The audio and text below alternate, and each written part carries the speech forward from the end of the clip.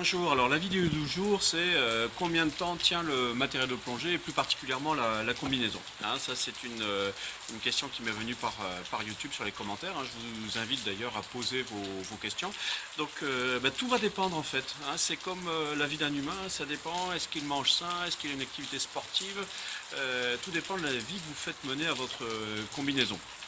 Donc par exemple, pour moi qui fais à peu près 500 plongées par an, je change de combinaison tous les ans, sachant que la particularité des nouveaux néoprènes, c'est qu'ils sont très souples, très faciles à enfiler, et donc plus sensibles aux variations de pression, donc ils s'écrasent plus rapidement.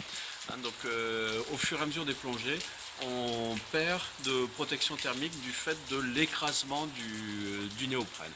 Maintenant je suis quand même dans les cas extrêmes avec 500 plongées par an. On va dire qu'une combinaison, ça peut durer de quelques années à plus de 10 ans si vous en prenez bien soin. Donc en prendre bien soin, c'est pas grand chose, c'est bien les stocker, un rinçage approprié avant stockage. Je vous rappelle qu'on va essayer de préserver la planète et de ne pas consommer trop d'eau pour le rinçage de la combinaison. Mais une combinaison bien utilisée, qui va faire une trentaine de plongées par an, ça peut vous durer effectivement 5 à 10 ans.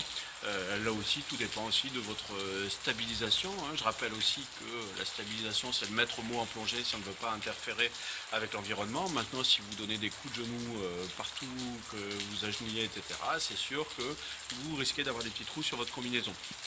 Pour les petits trous, il s'agit de les résoudre au plus vite avec des cols de type Aquasure qui vont éviter que le trou dégénère sur votre combinaison. Ensuite, même chose si elle s'effiloche avec des petits fils aux coutures qui s'en vont, pensez à les couper, voire à les arrêter avec un briquet de manière à éviter l'hémorragie. Voilà les petits trucs qui vont permettre de prolonger la durée de vie de votre combinaison.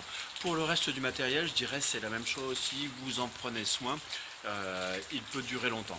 Là aussi, rappel de prévention, dans les accidents de plongée, il y a souvent deux choses qui sont mises en cause, l'imprudence du plongeur ou la négligence du matériel. Donc n'oubliez pas de faire réviser votre matériel tous les ans, donc c'est surtout valable pour le détendeur, mais attention aussi à votre gilet stabilisateur, notamment les soupapes. Il n'y a rien de plus embêtant qu'un gilet qu'on gonfle et qui se vide parce que la soupape ne tient plus. Donc ça peut être un point intéressant aussi à faire vérifier pour votre magasin spécialisé. Donc en faisant cette vidéo, j'ai à peu près tout dit, c'est-à-dire que la durée de vie du matériel de plongée va dépendre de son utilisation et de la façon dont vous en prenez soin. C'est un peu aussi comme une voiture, mais votre corps aussi.